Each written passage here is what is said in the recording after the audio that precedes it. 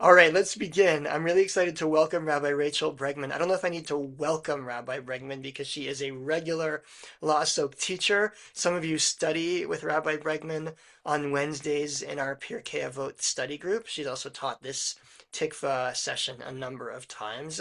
Rabbi Rachael Bregman is a rabbi and teacher and educator located in Charlotte, North Carolina. She focuses especially on education, various educational pursuits, as well as I mentioned a moment ago, teaching Pirkei Avot for La Asok. If you haven't gotten the chance to study Pirkei Avot with her, I highly recommend it because it's a wonderful subject matter and she is a wonderful teacher. Let's start with the blessing for study. So I'm going to share my screen here and I'll invite you to, if you'd like, you can unmute and that way we can hear each other and we can join together in the blessing for study. Please join me. Baruch Baruch atah atah Adonai, Adonai, Eloheinu melech Eloheinu haolam, Eloheinu melech melech asher haolam, haolam, kiddushanu asher asher kiddushanu kiddushanu v'tzivanu, v'nitzavanu v'nitzavanu la'asok v'tzivanu la'asok divrei v'tzivanu Torah. divrei Torah. Torah. Blessed is the eternal whose mitzvot, whose commandments bring holiness to our lives, and who commands us to immerse, to engage in words of study. Rabbi Bregman, please. Thank you so much. Good morning and midday to everybody, depending on where you're located. It's wonderful to see you all. Some of you for the first time, some of you again, some of you not since yesterday. It's always a pleasure to get to be here. I thought today we would spend some time with Psalm 96. So I'm going to share my screen with you all, and we can look at the psalm together. Let's see. Oh, I definitely want to start at the beginning. That's a helpful place to start. There we go. All right, so here we are, Tikvah Through Text, and we're going to look at Psalm 96.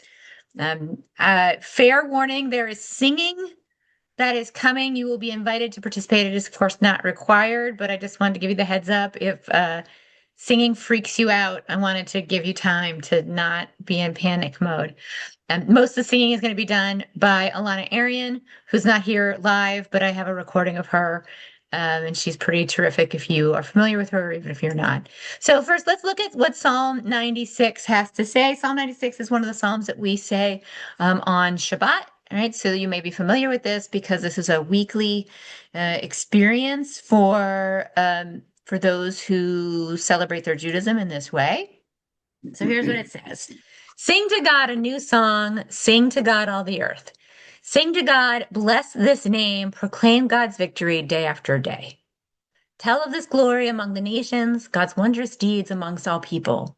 For God is great and much acclaimed and is held in awe by all divine beings. All the gods of the peoples are mere idols, but the Eternal made the heavens. Glory and majesty are present, strength and splendor in the holy temple. Ascribe to God, O families of the peoples, ascribe to God glory and strength. Ascribe to God the glory of this name. Bring tribute and enter the temple's courts. Bow down to God, majestic in holiness. Tremble in the divine presence, all the earth. Declare among the nations, God is sovereign. The world stands firm, it cannot be shaken. The peoples will be judged with equity. Let the heavens rejoice and the earth exult. Let the sea and all within it thunder. The fields and everything in them exult. Then shall all the trees of the forest shout for joy at the presence of God, who is coming to rule the earth, to rule the world justly, and its peoples in faithfulness. So it's a very classic psalm, right? This is a psalm that is about, of course, God's greatness. And we think comes from a post-exilic writing that there's a sense of hope for the future, right? That God is coming, as it said in those last lines there, to bring about a better world. So it's said to be very comforting. It's a psalm of comfort. And we're reminded that God is eternal. And it's an invitation to not only know that God is great, but to share that news, right? To pass along that information. Not only do people know it, but the seas and the skies, right? The animals, the whole world knows God's greatness and in their own way sing out God's greatness, right? So we could we could look at this psalm in many, many ways and look at it for pathways into hope. But I particularly want to look at these first lines here. Sing to God a new song, sing to God all the earth, sing to God, bless this name, proclaim God's victory day after day. Okay. So to do that, we're going to listen to a little bit of Alana Arian. So Alana Arian is an amazing contemporary singer-songwriter in the Jewish world. She has some things that are moving outside of the Jewish world, but they're imbued with a deep sense of spirituality. And what we're going to watch is a presentation of hers that I actually I got to see, which inspired me to want to teach this. Coincidentally, the day that I saw this, Micah had reached out and said, "Hey, do you want to do Tikvah through text?" And then I saw this and I said, "You bet I do," because I thought, oh, I have something to share. I was really inspired by this. So we're going to watch Alana Arian, and she's going to be singing with her performing partner, who is a clarinetist. The music is really beautiful. I'm going to stop my share for just 1 second and make sure that my share will let me share the sound. Yes. Okay, great. Perfect. Um, and then I'm going to let her talk for a minute. Okay, so she's going to sing for about 3 minutes, and then she's going to talk for two. And I'm going to cut her off when she hits 4 minutes and 50 seconds. I hope I hit it just right because I have it planned out.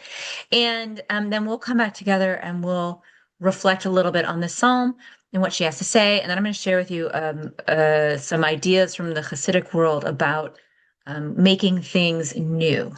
Okay, so that's our plan. Let's give Alana Arian a listen.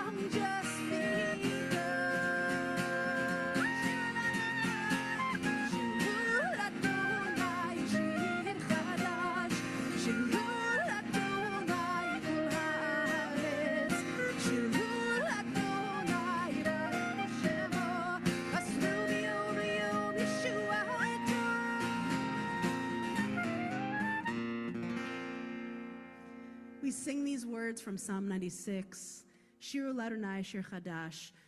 Let's sing unto God a new song. And this anchors the beginning of our Shabbat worship most weeks. This idea that we come together in the same place, maybe surrounded by a lot of the same people, and maybe we went through our same week and went to our same job and got our coffee from the same place and dealt with the same annoying chores, and the same people bothered us and the same people made us happy, and then we came to synagogue and we're supposed to sing a new song.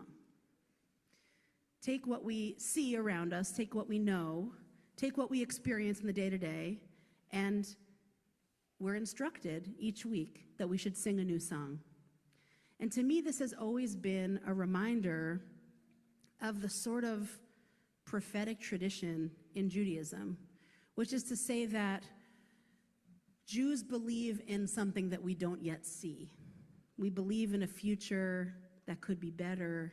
We believe in a time that could be more peaceful, that could be more whole, that could be more beautiful and less broken. And we commit ourselves throughout our liturgy to this idea that we believe and invest earnestly and intensely in a future that we don't yet see, something better. So even as we begin Shabbat and we're instructed to sing a new song, we're invited to take what we know, to take what we experience that's the same every week, and to turn it and to look at it from a new light and to imagine what could be different if. And that's at the core of who we are. What could be different if?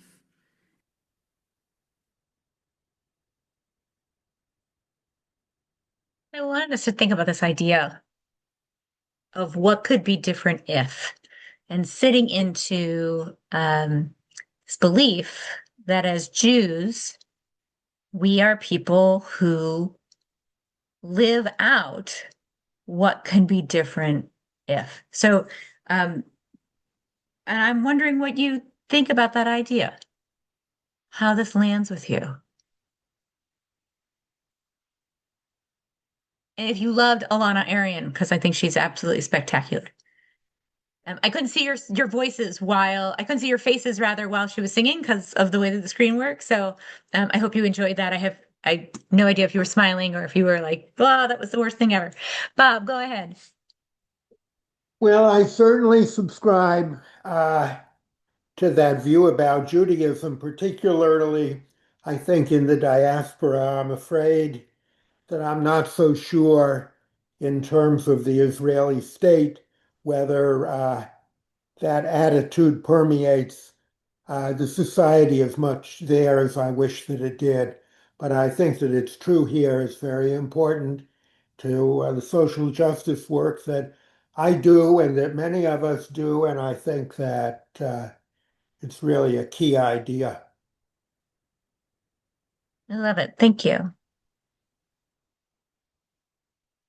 I think the thing that's really profoundly hard is something that Alana Arian was touching on is that we live in very steady, regular worlds. Wait, before I talk about this, Micah, Rabbi Oh, that's Strafer, okay. what would you like to share with us? Micah's fine, and you could have finished your thought, but since you called on me, there's a there was a line. The second line, I was looking at our original translation, which is from JPS, and I don't like JPS's translation because it says proclaim God's victory day by Hmm. day, but the word is Yeshua, Yeshuato, and Yeshua doesn't mean. I mean, I guess it can mean victory, but it means salvation, Yeah.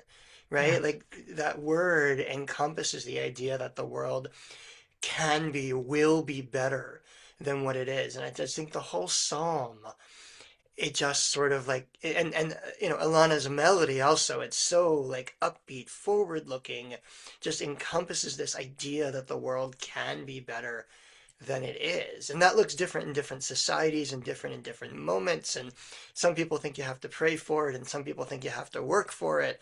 But I just think it's so central to Judaism that there is Yeshua, that there is salvation. There can be salvation in a broken world. Yeah. Yeah. Aviva and Yehuda. I'm guessing you're Yehuda. Um, what comes to mind with this is what I consider the eternal battle to avoid living a habitual life. that Yes. we do not do ourselves well if we just do the same things over and over again. And I remember years ago having an imagery teacher who said, you know, if you want to address this, brush your teeth with your left hand, and immediately you're out of the habit, and then you're making it anew. And that's a challenge for all people because there's a comfort level in being in a set of habits that keep your life moving forward. So therefore, if you want to live in the present and make things anew, you actually have to actively do that. Yes. Right. And that newness is the place where I think we find hope. We're living in very interesting times. You like my very vanilla language for what's happening in the world? We live in interesting times, right? The Buddhists say, may you live in interesting times. Well, we do. And it's can be hard to find hope, right? I have not asked Micah this question, but I'm assuming some part of why we get together every week to talk about hope and have been doing so for quite some time now is because we live in interesting times and it's easy to lose our hold on being hopeful, right? And we are profoundly hopeful people. We are profoundly hopeful people. And some of that despair can come from it's always been this way. How is it ever going to change? And so this is a reminder that we have the opportunity to make new all the time. All right, so David and then Susan, and I'm going to give us a tool we can use to remember the wisdom of Psalm 96, that it is a new song, right? Every week we sing the song. How do we make it new week after week? How do we make it new moment by moment? So, David, go ahead. Thank you. So I go for a walk here, and it's a really beautiful spot. And I go almost every single day. And because the seasons change, because the wind changes, the clouds, the animals, there's always something new. And I make sure as I take my walk that I recognize that. And in these difficult times, I use that as a way to restore myself and appreciate the beauty that's around. And you know, what calls to me in this psalm is the oceans and the trees crying out, and that um, I try to take that in on my walk and um, revel in that because that is remaining even if everything else is seeming to be going to hell. And that gives me the emotional and spiritual strength to do my part to tikkun olam. Beautiful. That's beautiful. Thank you. Susan. Um, this morning I attended a class offered by Hadar uh, on Aish Kodesh, and it's studying the writings of Rabbi Abraham Kalanimus Shapira, who was a rabbi during the time for the Holocaust and in it. And he pretty much foresaw what was happening. And his sermons were, some of them, the one we studied today was about how you can spiritually die and what happens if you spiritually die. And I Zeke was not watching me at the time, but he has this thought that some of the people who survived in the camps, like Elie Wiesel and Viktor Frankl, survived because they did not allow themselves to be spiritually dead. And that evoked that resilience in them. And I think that this psalm is also about resilience. And I'm sorry, I kept hearing Debbie Friedman. There's so many wonderful versions of this song. My personal favorite is Julie Silver's. Shiru Adonai Kol Ha. That's actually Psalm 98, but it's very, very similar, right? There's so many beautiful, beautiful versions out there of this. So good. I always love when Debbie Friedman echoes in our ears. Um, yeah, the Piasetzner Rebbe, Kalonymus Kalman Shapira, who you're referencing, who wrote Aish Kodesh, right? He's an incredibly inspiring source because he was a man who maintained a deep sense of spirituality while going through the Warsaw Ghetto, right? He was the Warsaw Ghetto rabbi and was this extraordinary human being who did incredible things and taught deeply spiritual teachings in the face of an impossible reality, right? He taught resilience. He taught about being kind to one another, which is a huge thing that he teaches. And I think it's a little bit surprising, right? He's just in this Hasidic tradition. And staying within the Hasidic tradition, I actually want to jump over to Shneur Zalman of Liadi, who is the Alter Rebbe. Um, uh, Shneur And Zalman how can we is, turn oh, this whoops, no, I don't want you to keep existence that going. we There we go. Okay. The Alter Rebbe is one of the so you have the Baal Shem Tov, who is the founder of Hasidism, and then you have Dov Ber, the Maggid of Mezrich, who is his immediate disciple, who then takes all of these teachings from the Maggid, from the Baal Shem Tov and shares them with the world. And there's this next layer of teachers who then become the the inspiration, and they continue this chain of tradition down through the ages. And the Alter Rebbe is in that next level of original thinkers and Hasidic masters. He's also the founder of Chabad, of the movement, the Hasidic movement that we know of today as Chabad. And Shneur Zalman and his tradition is the largest Hasidic tradition that survives the Holocaust, right? So all of these masters that are descendants from the Baal Shem Tov, most of them die out with the Holocaust, and this one remains, which I think is phenomenally tragic, but also really beautiful. The things that we have been able to hold on to. So all these guys were teaching these like deeply spiritual practices, and this is one that we can really link to the Alter Rebbe, right? So we think about the breath. I want us to think about the breath for a moment. I'll read this and then I'm going to turn it off because I'd rather see your faces. How does the breath work? As we breathe, we tune into the cosmic breath of the divine. We exhale and surrender. I want to come back to this idea of surrender. And then we inhale and refill ourselves with a life force and energy. Okay. So what Shneur Zalman taught us was that if you want to know that God is there, breathe. Right? Breathing is not a thing that we do. Breathing is a thing that is done to us. We don't consciously take a breath in. We don't consciously take a breath out. We are tuned into everything else we're doing, and the breathing is just happening in the background, right? That's the touch of the divine. And what he taught was that if you think about when you exhale, it is as if the life force is leaving you. In fact, the life force is leaving you. And it's through, and we die, right? We come close to dying there for a second because we're not breathing. But it's God, says Shneur Zalman, who then sort of touches us and we breathe new, right? And what he invites us to do is to think about every breath as a new life. So if you think getting coffee from the same place every day becomes routinized and boring, think about breathing, right? We do it so often that we forget how extraordinary it is that we do this thing.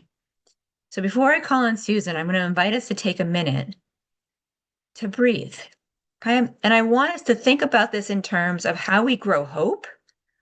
We recognize that with every breath, we exhale, the old expires, right? Literally, the word we use for breathing out is expiring. The old expires, and we breathe in a whole new life, which means in any moment, our tradition teaches we can be reborn, we can be somebody else, and the world can change just through one breath. That's all that it takes. which is why we keep breathing. Maybe this is the breath. Maybe this is the breath. So we're going to take just a minute. I'm going to invite everyone to close your eyes if you're into that kind of thing. I personally am. And we're going to breathe. And what I want you to do when you breathe is I want you to breathe in all the way to the top of your breath, fill all the way up with all the life that you possibly can. And when you think you're already full, I want you to take a sip and get a little bit more. And then I want you to breathe all of it out, expire everything. I want you to take all the things from this week and these months and this lifetime that is just too hard to hold on to. And I want you to let it go. And then I want you to do it again. And I want you to breathe in a whole new world and a whole new life and know that anything and everything is possible. So let's do that.